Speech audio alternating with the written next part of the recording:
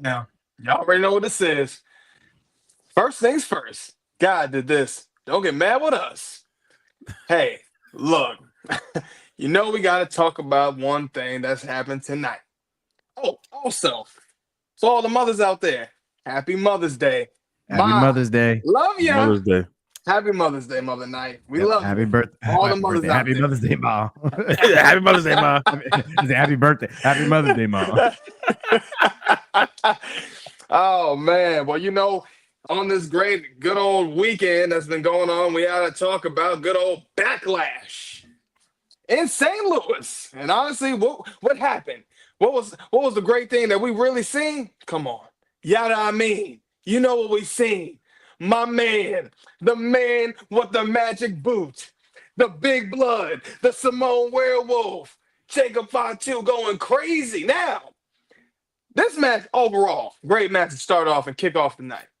But what happened that was really important? We seen somebody that debuted, somebody that had talks about joining WWE.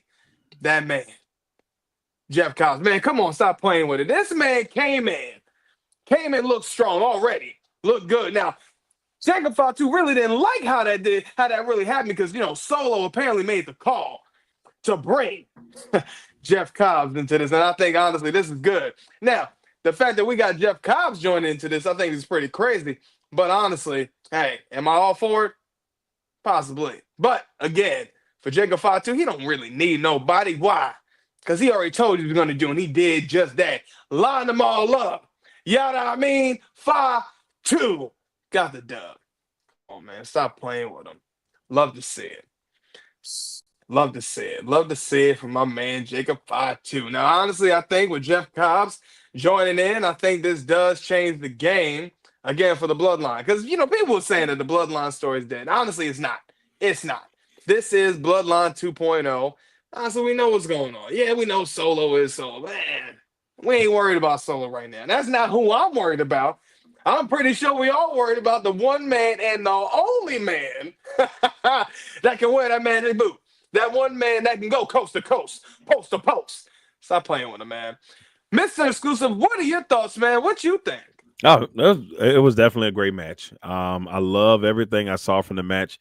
The U.S. title scene right now is, I don't want to say it more exciting than the world championship scenes, but I'm just going to go ahead and throw that out there. I mean, look, the way that they set this up, you got two former world champions in this, a former U.S. champion in there. So it made the match very competitive. It made the match very exciting all the way through. I mean, I loved it. I mean, I knew it was going to, when I looked at the card, I said, that's going to be the one. And that's how I felt about this match. And, Cobb coming in there, and this is me, I'm as honest as I possibly can be. This is the first time I've seen him. When I heard he was getting signed, I'm like, what am I missing out on? Because everybody was like, oh, hey, Cobb is in the building. So I'm still waiting to see what the greatness unleashed. I felt the same way about Jacob. Like, everybody was telling me, yo, Jacob Fatu, that dude. And then I found out, I'm like, he that dude. So that's what I'm waiting to find out about Cobb. Like, I haven't had a chance to see him, so I can't wait to see what this will entail. But in the end, this is all leading up to what we know is going to happen. It's going to be Jacob. It's going to be Solo. It's going to happen more likely at SummerSlam. I mean, I think this thing drags out a little bit longer, but it'll be very interesting to kind of see if maybe Solo tries to regain the dominance here and pushes Jacob to the side. But what does that mean for Tama and Tamaloa and all that stuff? So, like you said, Eric, storyline's not dead. Still in the mix. Thought it was a great match. I don't know. There was a part of me that didn't want McIntyre to be in this match because I'm like, hey man, he should be still up there at that top level. But Yeah. like I said, it was a great match and it all made sense. You had two sets of matches from WrestleMania all involved in this match, and they put on a show. Yeah, man. Heartbreak Prince. What you think, man? Me, I think best match of the night. I enjoyed it. They put on a banger. I mean, you talking about McIntyre, Solo, Jacob Fatu and LA Knight and them. So they did a great job. It wasn't much I could really say or complain about. We got Jacob, going over in this match, which was great. To see him retain. Now I see this little storyline they're building within, like we talked about, whether this is a new bloodline or not. I guess we'll find it out later on. I'm getting shades like Solo is more of like the brains behind everything, and so it's setting up for some type of backstab eventually because Solo is kind of been usurped by Jacob as far as being the leader of this new bloodline 2.0 or bloodline 3.0, whichever one you want to say. 5.6, something like that. Yeah, it's somewhere around there. But I like how they putting little breadcrumbs in there here and there, so it's kind of reminding you of like the dynamics of how they are as a group or as a faction, how they're functioning now, being that a lot of tension is around Jacob, with Jacob being the United States champion. So that's it's interesting from that aspect. But Jacob Fatu, man, that man, you talk about going from coast to coast and post to post. He delivers, man, when he's in that ring. I love the energy. Yeah. I love the attitude. I just the athleticism for such a big dude. He's got it. Just all gas all over. That's no it's just it. Like when you see it, you just know that's it. And it's just I don't know. It's got this nice blend of like old school mixed a little bit of the new school. So he got like the attitude. He's got the ability on the mic. He's got the athleticism in the ring. He's got it, man. That's all I can say. And so I'm always happy to see him and the crowd taking him in, the way they accept him and embrace him. Shout out to Jacob. I love what he's doing. And so I want to see him, continue to run with this title. But they say that the big topic right now is 100 men versus a gorilla. Well, guess what? They might need 100 gorillas to come out to because that's just how dangerous he is, man. Like, and that's what they're gonna like. He just seems unstoppable. And I think that's what I love about his character. So when he does lose, it's going to take an army. Like it's going to be.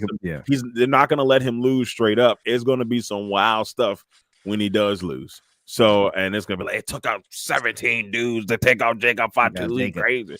So, like, he's reckless abandon, man. He wrestles with reckless abandonment. It's like he just does whatever. I mean, it goes crazy. Shake, like it's Jacob, and it's just infectious, man. It really is. The energy is infectious. He's a beast, man. I love it. I love it.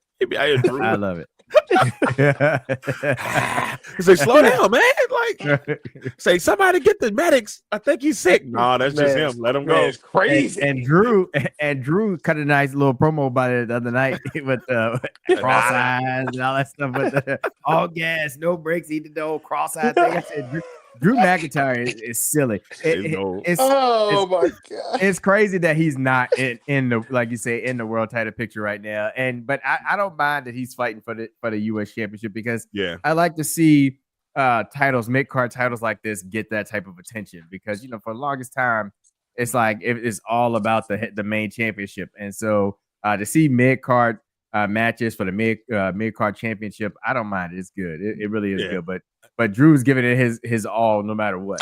I definitely agree with you on the mid cards. It's been nice to see like them building the divisions. That's been a problem for years. They would like remember when we had pay-per-views where like the Miz was champ and he like was never defending the title, and that's like yo man, the man that had this belt for like 12 months. It was somebody else that had the belt. There was a U.S. champion. I can't remember who it is for now, but they were like, yo, how did they have the title this long? They never defended the title. Never. So but I think you have to. I mean, I think you have to when you have somebody like I said with it, like Jacob Fatu, and it's going to be hard not to put him on on a PLE. It's going to be hard not to have him on a Raw just because the dude is he's just real, man. It's just cool. It's cool. It's dope. It's dope to watch. Yeah. Even his post when he did his post match, the post conference. Yep. His interview. Oh man. He even said, he's like, man, I'm just doing it. He said he was like, yeah, look, I'm from Northern California. He said everything I say is strictly just Northern California talk. He said all gas, no break. He said that's Cali right now. I said, Yeah. I told you. Hey, I told you this is what he was doing. my man performs like he's got 7 kids. Yeah, oh yeah. He can't afford. And he do. He making the most money. He probably making the most money he's ever made as a wrestler. He's like, I got to make sure I keep my job. Yeah. And if I got to entertain these people, and when you're hearing the whole crowd, like from day one, he's day one-ish. He's grabbed. So no, yeah, I love you. Like that. Yeah, come on. Yeah. The man's doing that. He's getting over. Yeah, it's crazy. He's the man. Magic boot.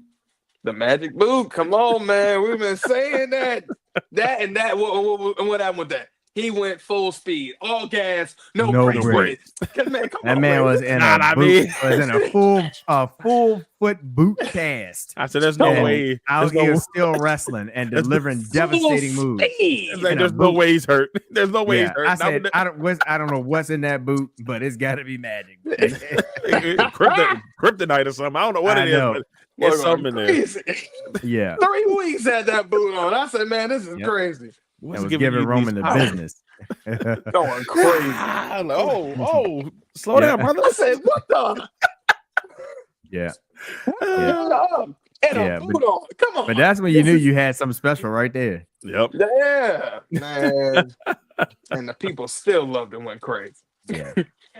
But something that was a little crazy, something that was a little interesting, was good old Lyra Valkyria and the man, Becky Lynch. Now, honestly, this match, good match. Not mad about this.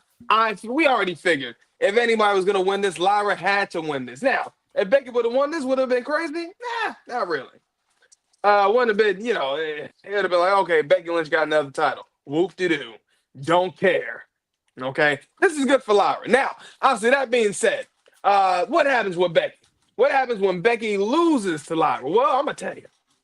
I'm going to tell you what Becky did, because Becky lost her mind. Becky ain't the man.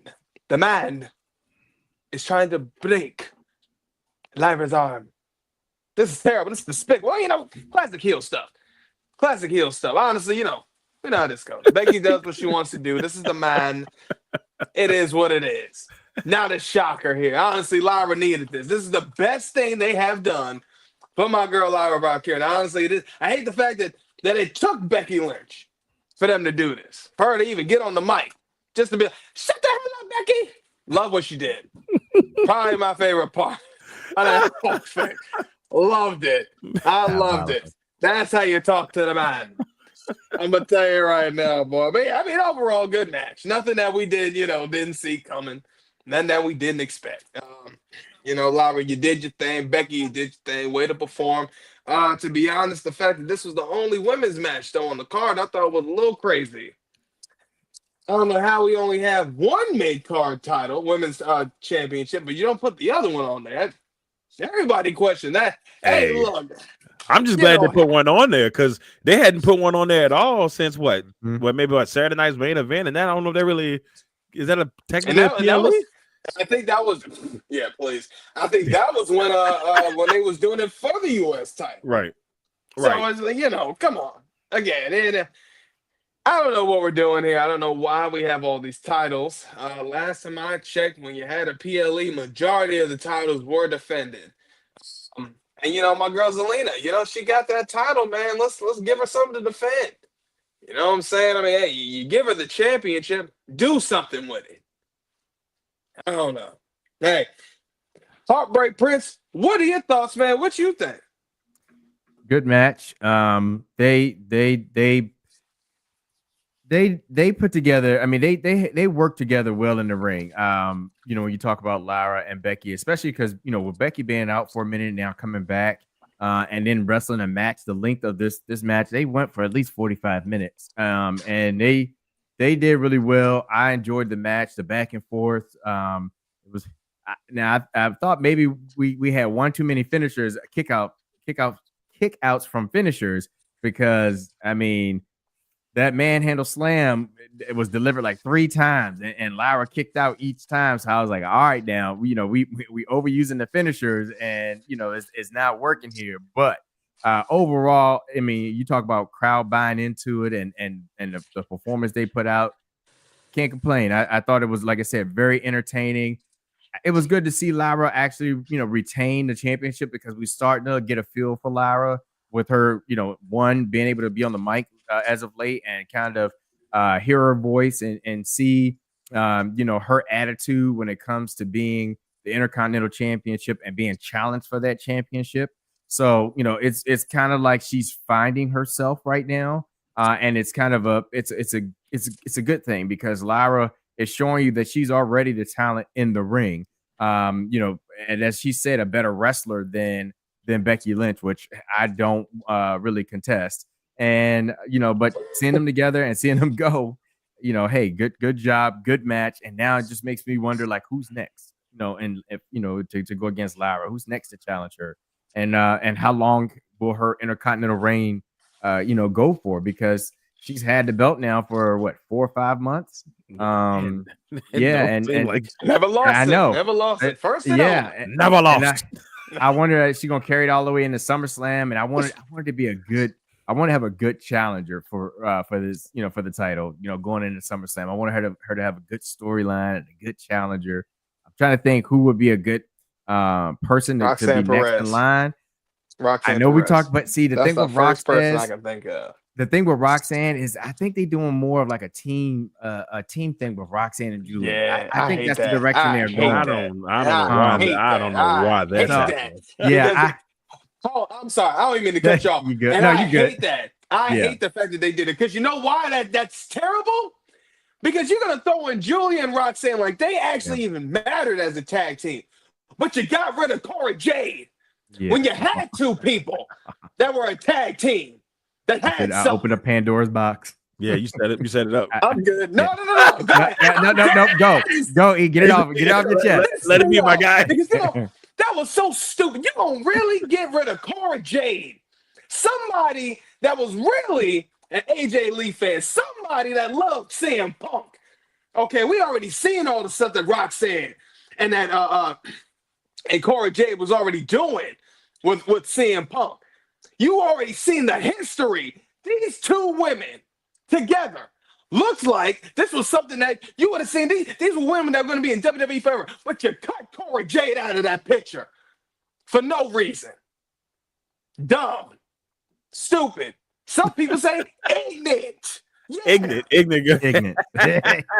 Indignant. Stupid. My bad. Go do your thing, man. I'm sorry. No, I mean, but it's true. It's kind of crazy, because you get rid of people that would be good tag teams, and then you throw together 2 people that I wouldn't have. They're singles talents, and you toss them together. So that's why I say I think that's the direction they seem like they're going with Julia and Roxanne. I don't know for sure. Another person that I keep saying I would like to see get more attention and more opportunities. Not that she hasn't had opportunities, but I mean, it is Michin. I feel like she was putting on some good matches. Man, they got coming up short. They got real quiet on her. Where is she? Yeah, and then all of a sudden Fab, I don't know. Yeah, they got quiet on her, and I thought she was going to be next in line for one of these titles. And I do enjoy her work in the ring, and so hopefully they get back to it. But right now it seems to be a huge focus on like 5 to 7 women, right? In WWE, and so I don't know. Long story short, match with Lyra, Becky, great match, good match, and so we'll see what happens. Yeah. I'll say this real quick before I jump in the other part. Whoever's putting SmackDown together has been doing a phenomenal job. So I don't know who you are. I don't know if it's Road Dogg again, because I know they said they brought Road Dogg back. But whoever's putting like everything together in SmackDown is just, even like with Tiffy, I was worried. I remember like, Tiffy's gonna come back, after this pay-per-view, and like what is that gonna be like after the WrestleMania? What's that gonna be like for her? Well, I didn't expect them to throw Jade in the mix.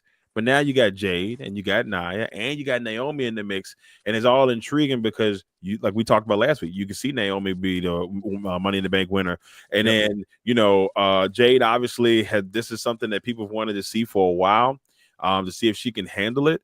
The fact that they got the Charlotte and Jade situation all the way from back when Jade first got there, it's just like they got like 5 different things going on with it, which I'm like, okay, this could work.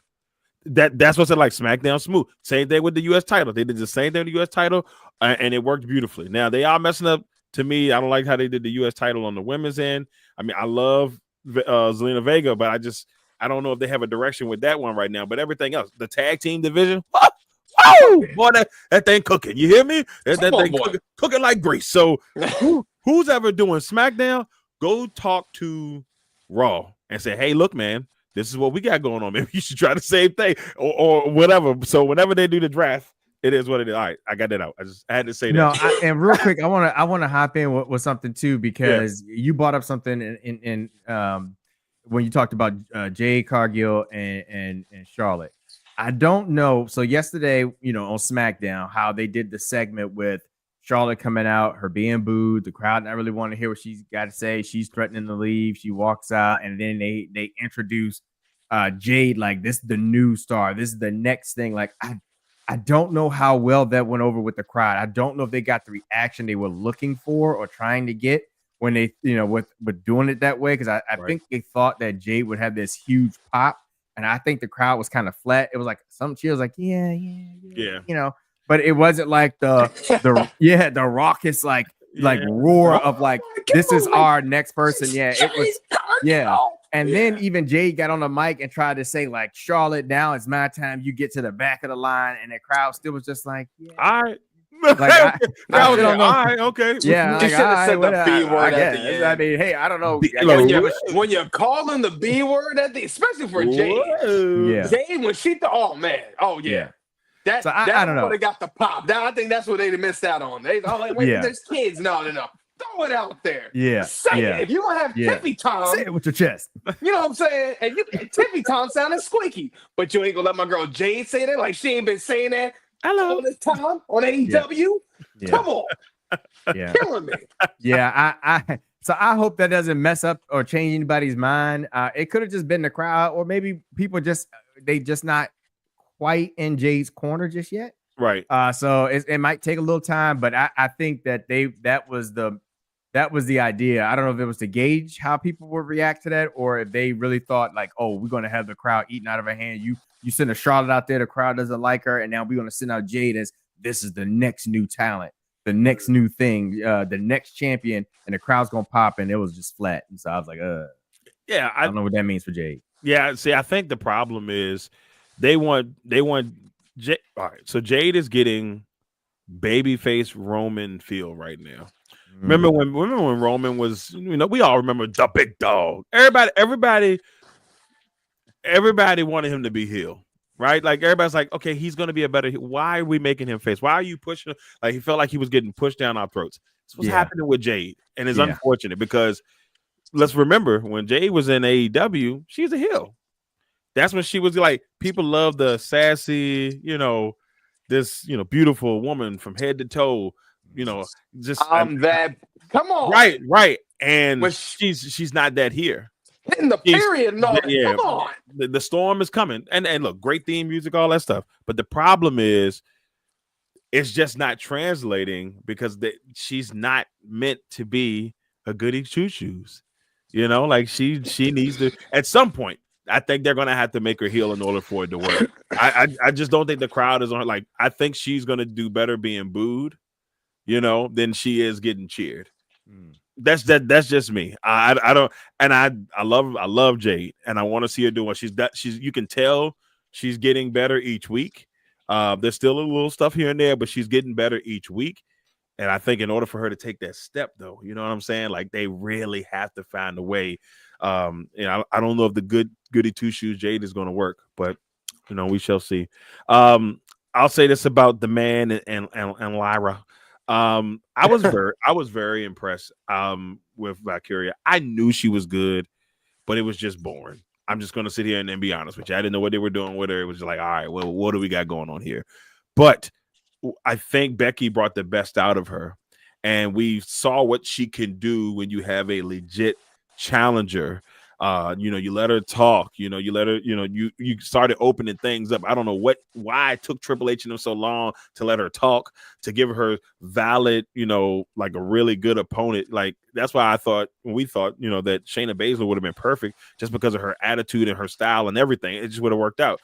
Now, Becky Lynch as a heel, I mean, Becky Lynch as a heel has been, solid so far. And there's a part of me, I thought that she was going to win this match. Because it's Becky, and Dave's like, we're trying to make the Intercontinental have some prestige. This is a great win for Lara, but there's a part of me that I think that they probably went into this match thinking she was going to win it. And then remember, like all week long, we kept hearing, or if you go on Twitter, you go on this, all they kept calling her was Becky Hogan, Becky Hogan, Becky Hogan, Becky Hogan. Her and somebody else.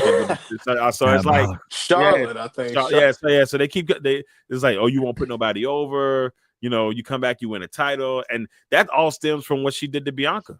When they did Bianca like that, that's SummerSlam. I'm still not over that. Forget and that. Even though Bianca won the title back, it made no sense for her to come up in there and beat Bianca that fast, that quick. I said, this is stupid.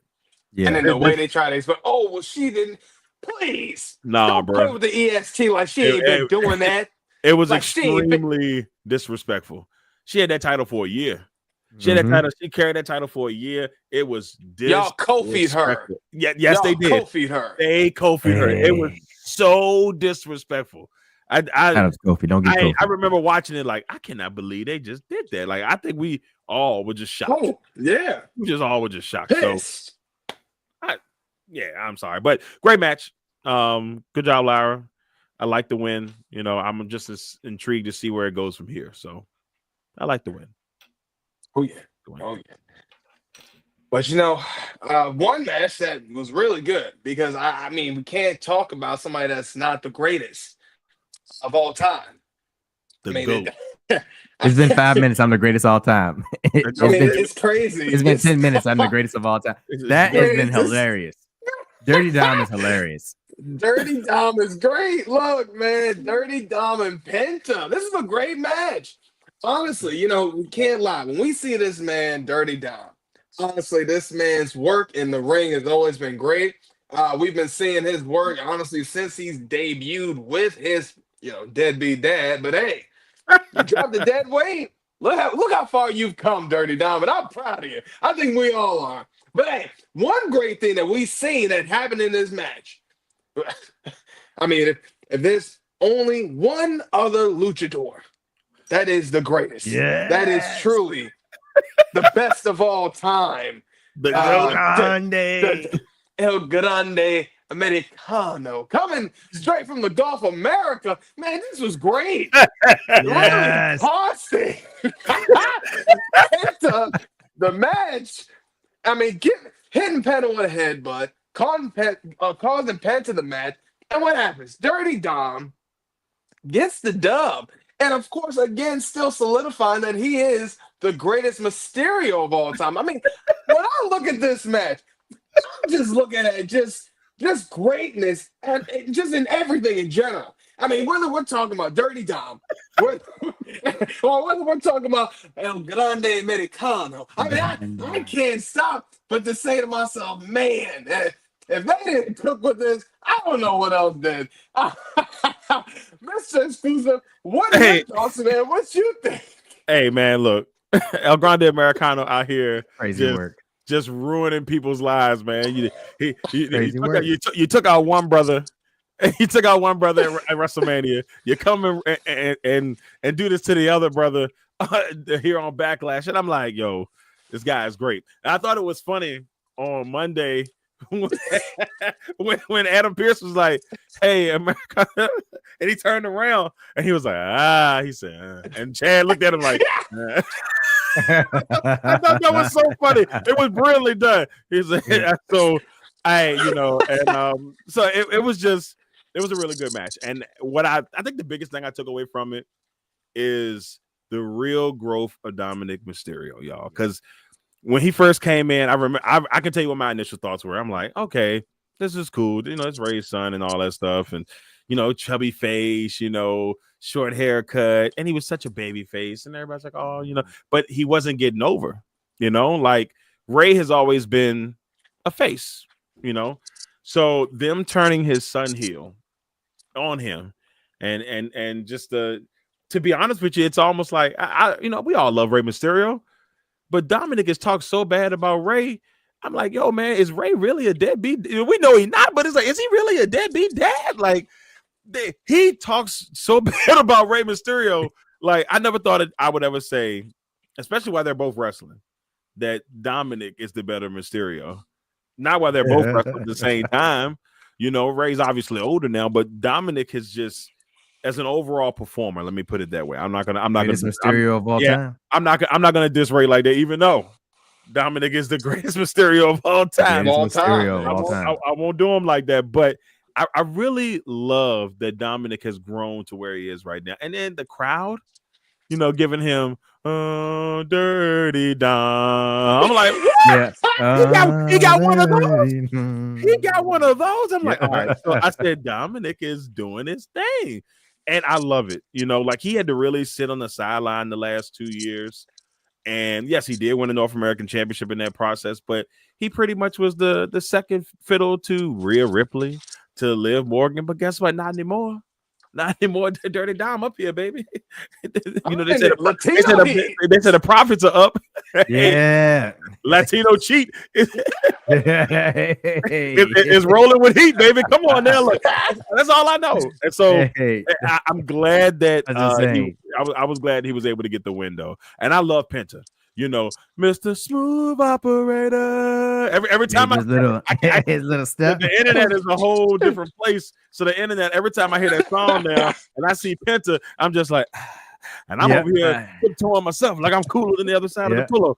But yeah, great match. I love how they just keep bringing our man Grande Americano in the mix. Where's my man Grande Briticano? Where he at? Where he at? Where is El Grande Briticano? So I love the match, and it's a good way to continue a storyline.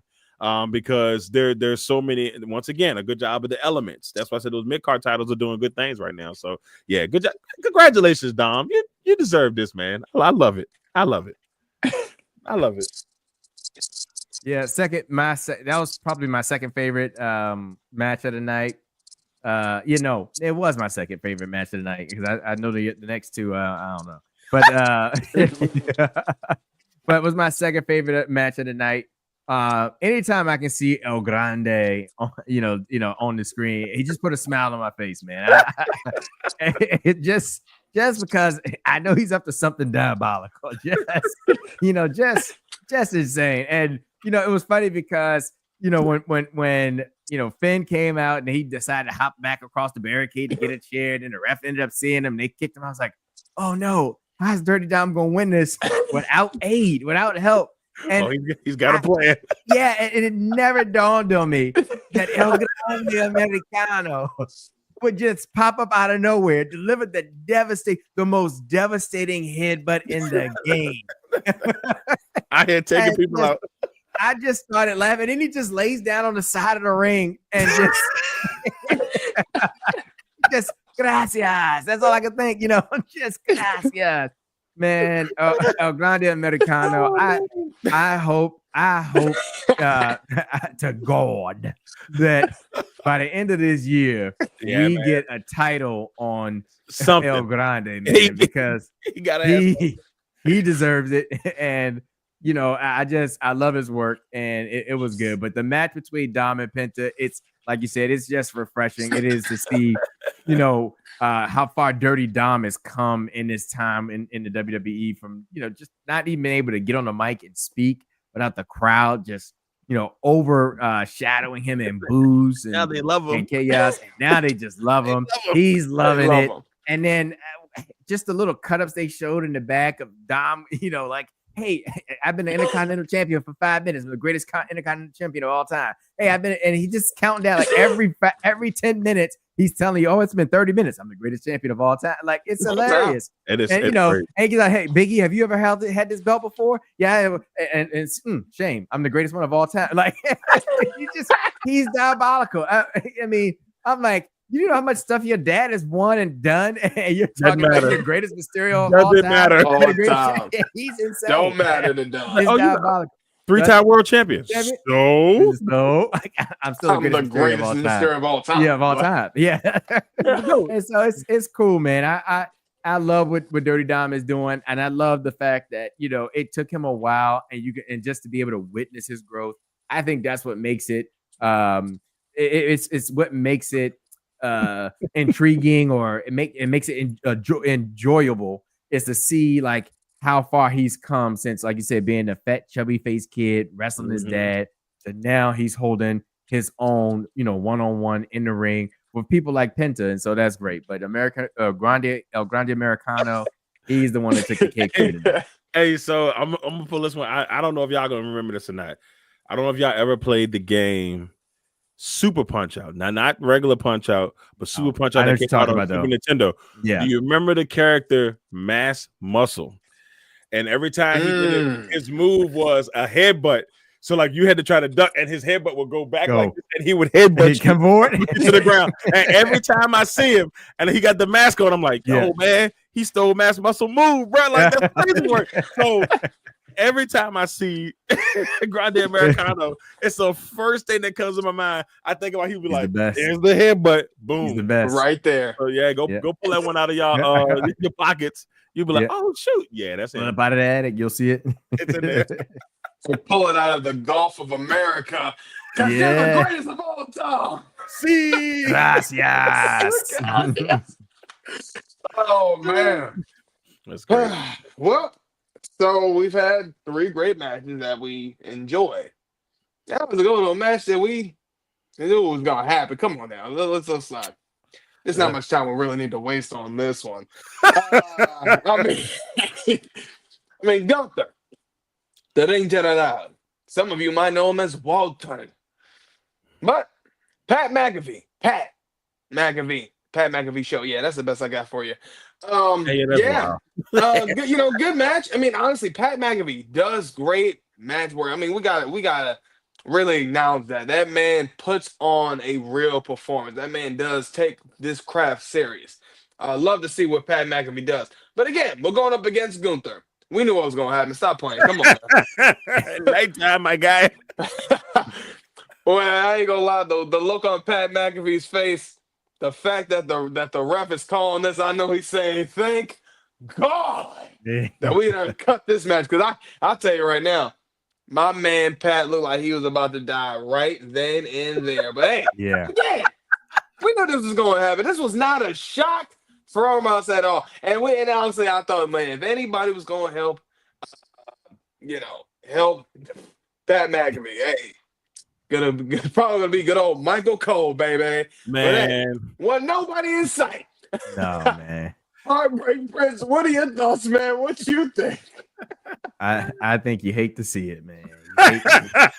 You hate to see it. Man. You know, I this is one of those matches that I'll watch just as like pure entertainment and joy. Just seeing Pat McAfee in the ring wrestling, and taking the craft as serious as he does.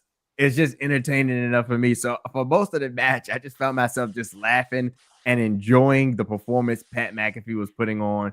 I wanted a little bit more from him, like as far as some of the athletic things that we've seen him do in the ring in his matches. Like when you think about Adam Cole's his match with Adam Cole, baby. But this was just one of those Gunther classics where it's just brutal beatdown, chest smacks, hard punches, body slams, and Pat McAfee took the brunt of it. He really did. I mean, he took some punishment in the ring, and and ultimately Gunther did what Gunther does. Now, what I will say though is I wanted to see Michael Cole play a bigger role. Like he tried. He held Gunther's hey, I thought he was going to win. I was like, I thought he was going to win with it, but Gunther kicked out. But outside of that, I'm like, come on, Michael, give him a low blow, do something, like help your boy out. he's in this because he decided to come and hit And Gunther. save you. Yeah, to save you. I was like, you can do a little bit more. Like, he ain't trying to ruin that undefeated streak. That's what it is. Yeah. Nah, he didn't want the that. smoke. He didn't want the smoke. And but overall, like I said, it was entertaining to watch Pat McAfee go in a ring and with Gunther. Like I said, I wanted to see a little bit more of some of his athleticism, but I can also see Pat McAfee. Age is catching up with you, sir. Yeah. Age is real. Father time. Yeah, it's crazy. It's crazy how like it's only been a couple years, but here's the thing. Like I felt like if Pat had, like I'm gonna wrestle, he probably could have done it. If like he could have. If he wanted to full blown do it, we saw it. Like we saw what he could do against Adam Cole. It was great. It was great. Yeah. I thought he fell off a little bit in that match where it wasn't Stone Cold he was facing. He was facing somebody in that match. Austin Theory. Yeah. That one felt like a little bit off. So the last couple ones have been, but he's doing so much. But I appreciate that he went in there and gave Gunther a little run. But I hated this for Gunther or Gunther, depending on how y'all would like to say his name. He appears. He appeared. Huh? But I feel like you can't give him a challenger like that. It was such a short storyline and it was so quick. And technically, yes, there is a little long-term storytelling in it because they did literally just every week, they were yeeting and all that stuff, and they tried to make something out of it. But to me, it was a baby step back for him because he's too good of a wrestler to be going up against Pat McAfee. And I don't want to knock Pat McAfee, but I don't want him to go down the road that Drew McIntyre is going down right now, where you have a guy who should be main eventing, world champion, long period of time, all that stuff like that. A guy who's should be in the world championship mix. And then now you start to become a second thought. And it's only been a couple of weeks. I don't want that to happen to him. We know he's an amazing wrestler. I just don't want it to be where it's like, oh, wait a minute now. We're going to have you go up against, I don't know, Ivar. Like, I don't know. I mean, sorry, Ivar. I shouldn't have done that to him. Should have done it to you. I apologize. But, I mean, I'm just saying in general, man, like, I just don't want him to go back in the card. Obviously he should have had a rematch with Jay. Like that's usually what happens in that pay-per-view. Backlash. Right. And it didn't happen, and Jay wasn't even on this pay-per-view. I think they're setting him up for Sunday night main event. Saturday main event. So that's what their match is going to be. But no, I mean, it was a solid match overall. Like HB Prince said, it was entertaining.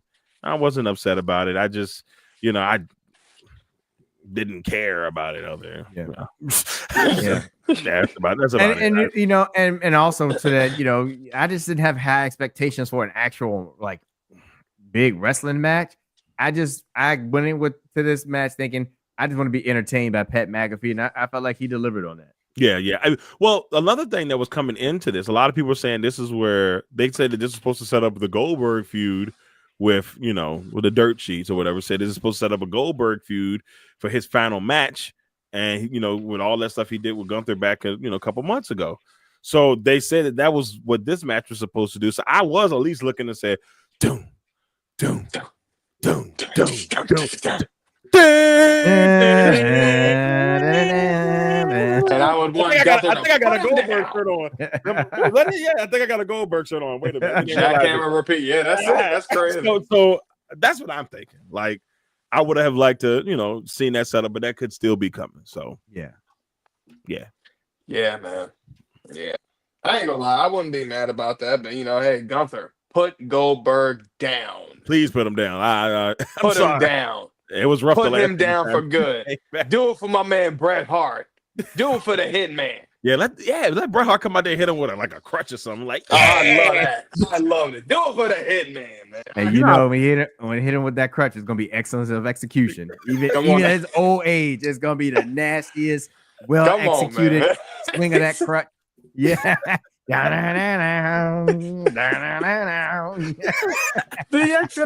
loved it. The excellence of execution. Oh man. Subway Mania, man. Like, hair all flowing and everything. Yeah. Hey, Brad was that the water dude, man. And the jet, man. He was. Brad was that dude. Oh. Oh. But the last match and the final match, honestly, last match we get down to John Cena and Randy Orton. Now, to be honest, this match was all right. This wasn't bad. Here we go. This is what happened. Okay, good match overall. But what happens? What does Randy Orton do? Come on now, another time he done did it again. He RKO's Nick Aldis, man. I don't know how many times we got to keep RKOing Nick, but Nick, it's either you gonna move out the way or give Randy that one-on-one. You got to fight this man at this point. I'm sorry. This is crazy. You got to fight this man at this point. This is crazy. I'm not letting it slide with you, Nick. You got used the man that had the 10 pounds ago, man. You strictly business. What are you doing? Why are you letting this man look? All respect to the Viper, man. You know what I'm saying? That's Apex Predator. That's the legend killer. But come on, Nick. Look how high he is on that RKO. It's ridiculous. He got some height on that. Hey, he meant that one. Yeah. Third, they said the third one is a charm, and Jesus, like somebody stop this man. This is crazy. They couldn't stop because you know what happened, man. This man Randy RKO'd about 50 other people after that. If they had 100 people versus one gorilla, Randy was the gorilla. Insane. Then what happens? Randy's already RKO'ing people. Gets distracted. John Cena hits Randy with the low blow. Come on. Not surprised because, you know, John Cena is doing John Cena things as he's doing now as the heel. Gets Randy, hits him with an A&A, you know, gets the pin. And this is the finish. Right here. Honestly, not bad. Not going to say we didn't see it coming. Honestly, we already know how it is when it's a hometown crowd. We know you ain't gonna get that. We said it last week. We said this. We told you. You don't win in your hometown. That's a good policy. You know, come on now, and you know they ain't gonna do that to John Cena. They ain't gonna give that man no 2-3 week title reign. They ain't not gonna. I mean, they could have, because it don't mean much. But they're not gonna do that off rip. No. Especially if you done did this and had Cody lose that Mania. And again, we still haven't even seen Cody. I don't know. But anyway, besides that, good match overall. Again, Randy probably carried that match, if you ask me. I think John Cena, again, mimicking the whole, mimicking Randy. I thought it was crazy.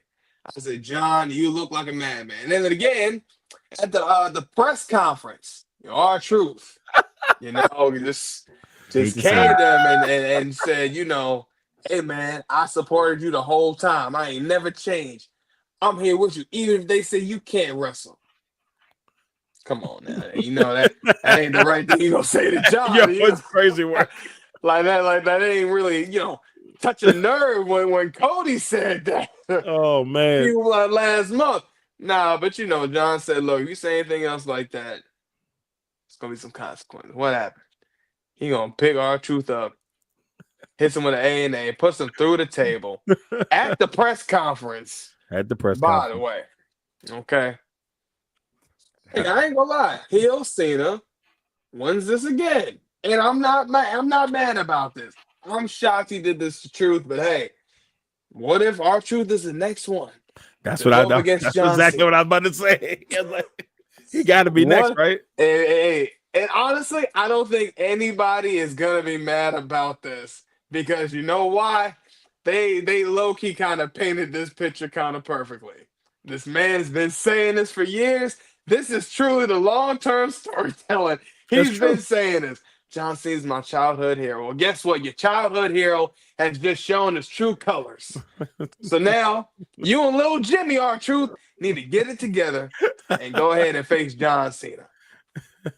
You're already embarrassed, and at this point, sometimes they say it's better that you don't meet your heroes. And I was gonna say that next. I was sitting there I was trying to figure out what the phrase was. I'm like, it's your heroes. Don't meet them. That's what it was. That's it. You can't meet your heroes. This is what happens to you. Great minds think alike. I love it. So this is what it is. This is what you live with, Truth. It's up to you now. Hey, Honestly, look, R-Truth winning the title, I don't know. Would that be nice for him? I think so. I take it. I would be okay with that. Pause. We gotta pause that. But yeah, again, I love it. I love it. I think this is good. I think the direction that they're going with this is good. I'm hoping that we do get R-Truth with John Cena. Please, if you're not gonna do anything else, this is something you guys have already been starting with it. Let's continue with it. I love to see it. Randy, again, you pulled off a great match. Yep. The legacy never dies for you. The legacy always continues.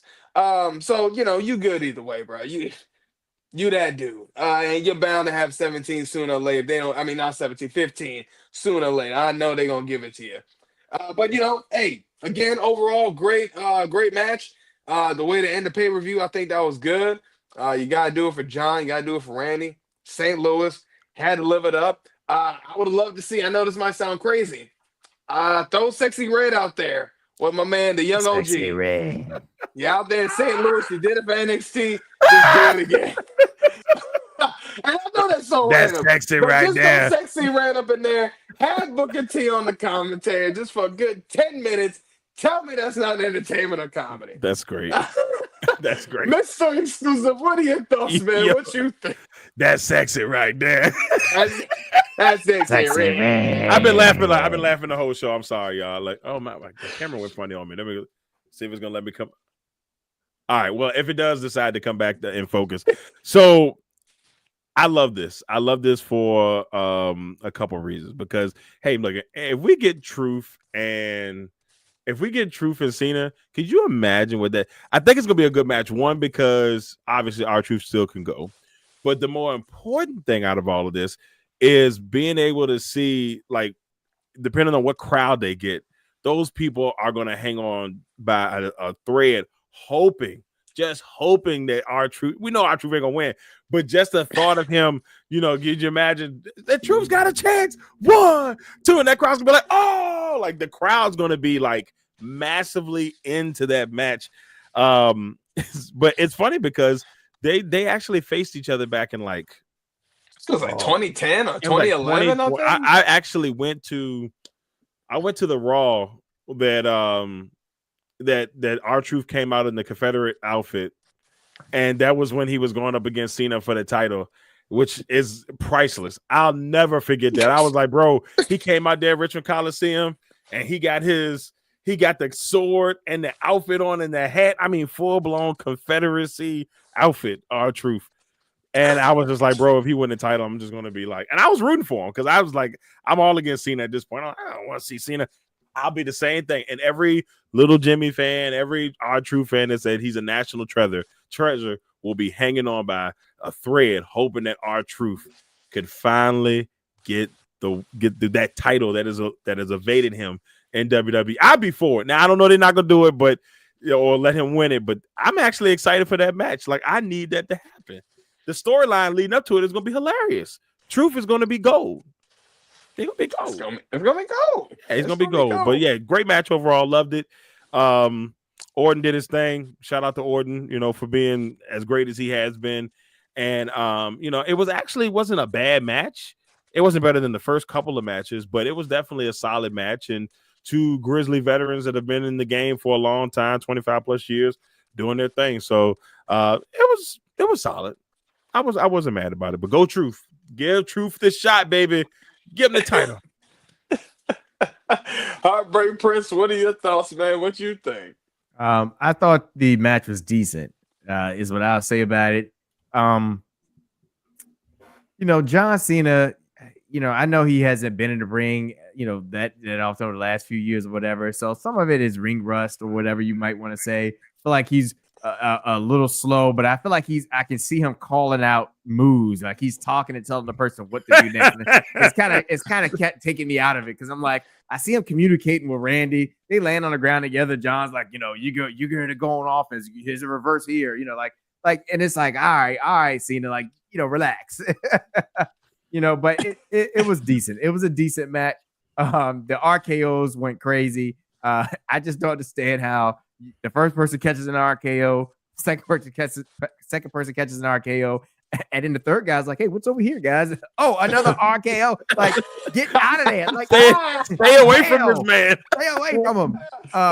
But I did like to see something like they did with Story, and they kind of built on it a little bit, because as we know from Raw, I believe it was, R-Truth was out there with the John Cena sign. So to see him come out there, I'm like, hey, that's pretty cool how they kind of incorporated him into this match, because we know just recently he was holding a sign saying he wanted to see John Cena. Like, John Cena's his biggest fan. I think that's how they opened Raw, or did one of the comebacks from commercial break on Raw was R-Truth standing outside in the parking lot holding up a sign and being approached by Jimmy Uso about it. So seeing him come out, that was great. The only thing that would have taken it over the top and made it better, though, is if John Cena would have gave Randy Orton the Paul Heyman low blow, like just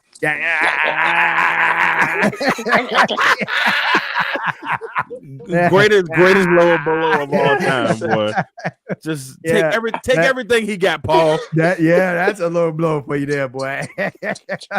Low blow somebody and then make them feel good about it afterwards. Going forward, like so many emotions, I don't know what to do. Going forward, anytime I see a low blow, it will never be able to top the Paul Heyman low blow. Like Paul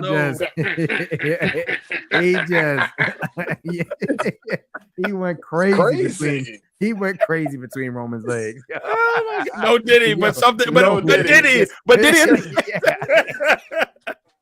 It went crazy. And Michael's like, no, Paul, no. He's like, that was insane, man. Insane. That's Jesus. Woo. Hey, Paul Heyman's low blow, throw up the one.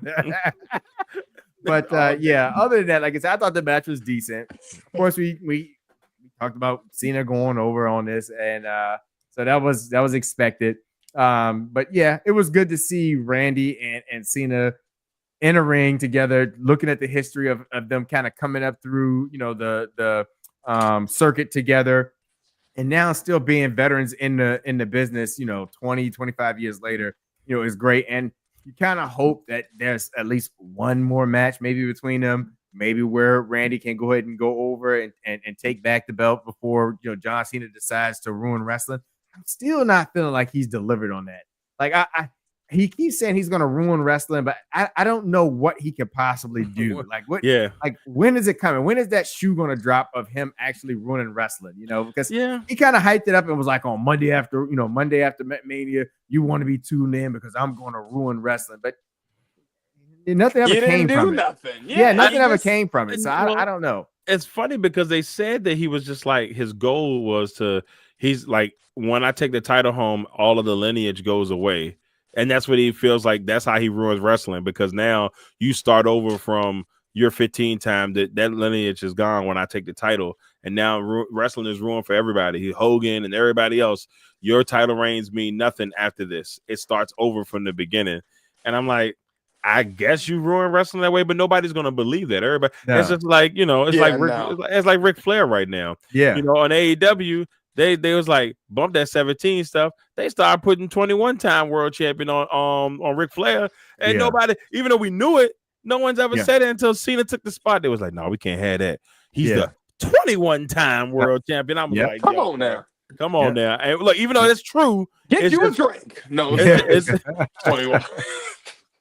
I'm sorry. But it's just funny.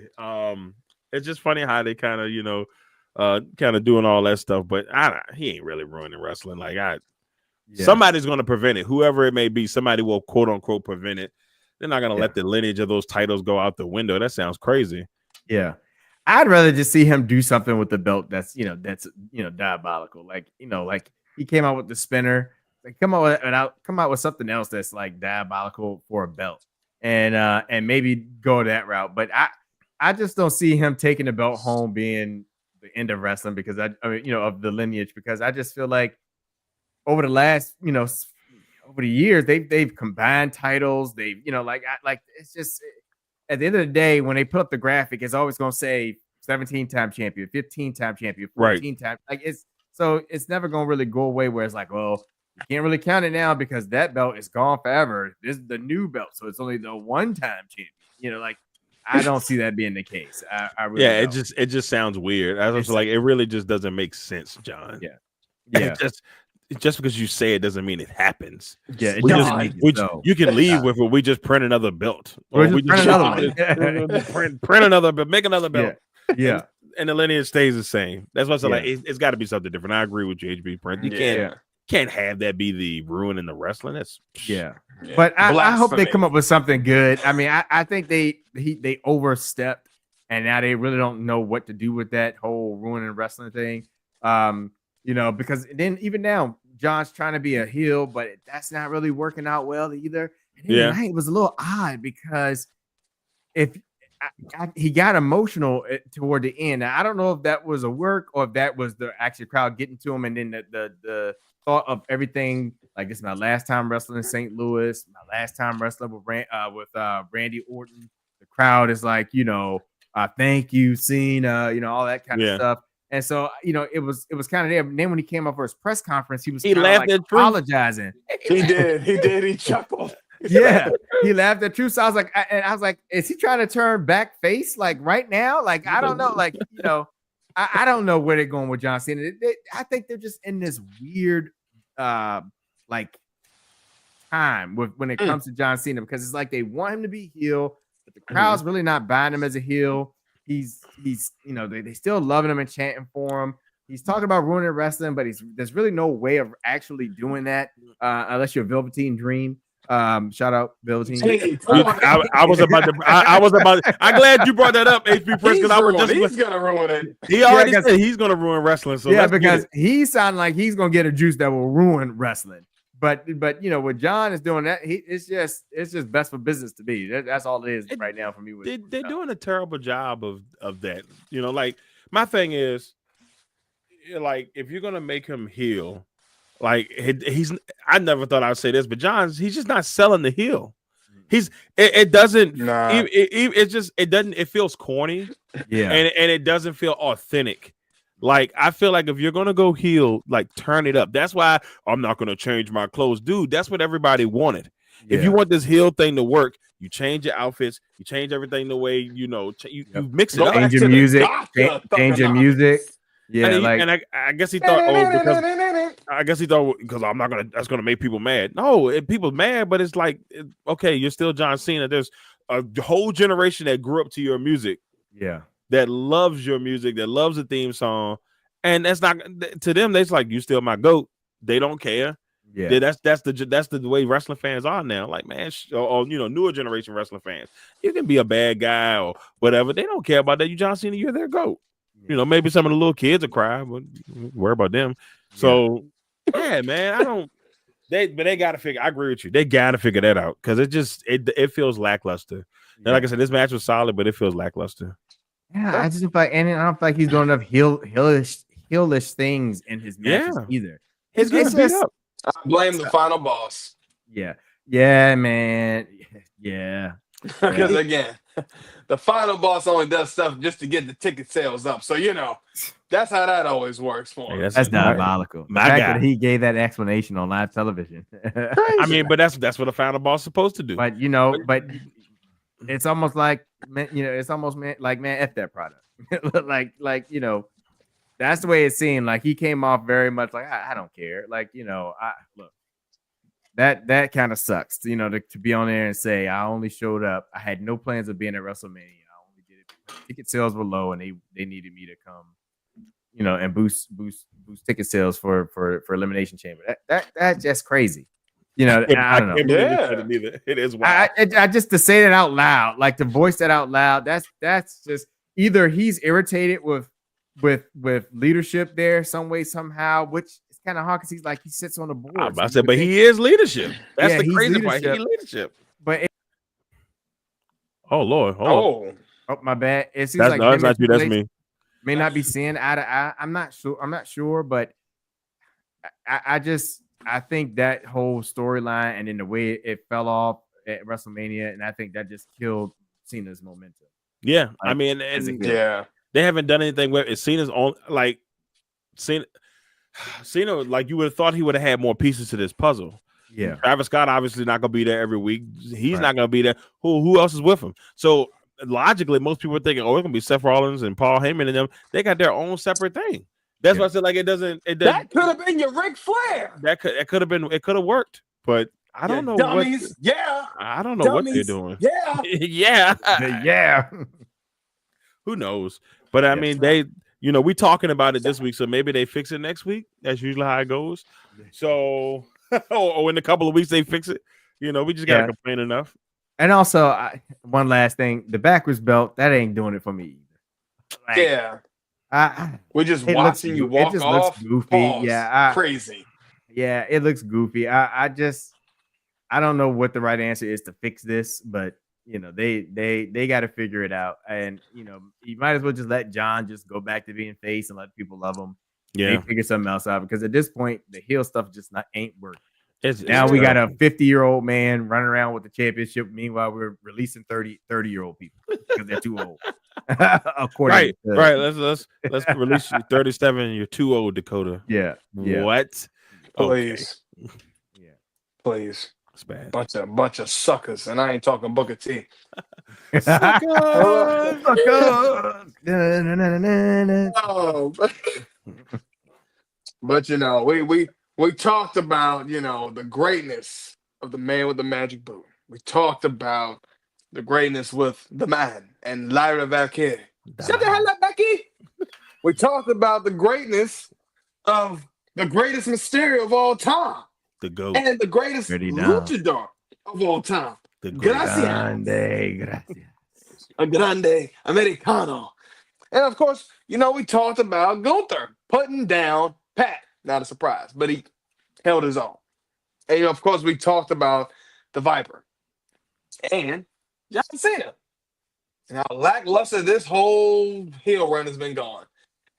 But lackluster.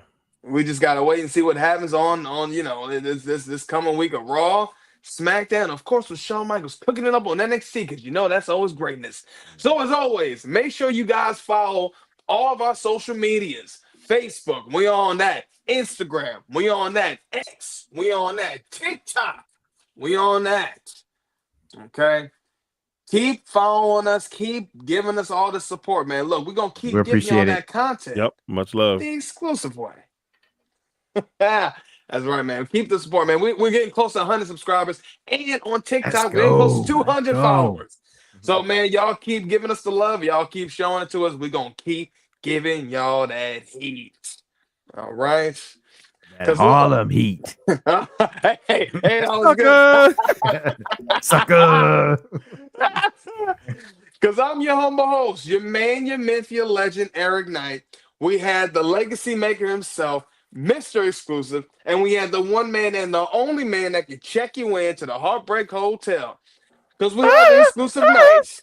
And all we do is make sure that we are the best there is, the best there was, and the best that ever will be, baby. Ever, baby. That's right. Execution.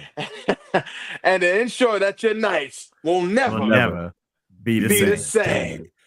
Be good. Woo!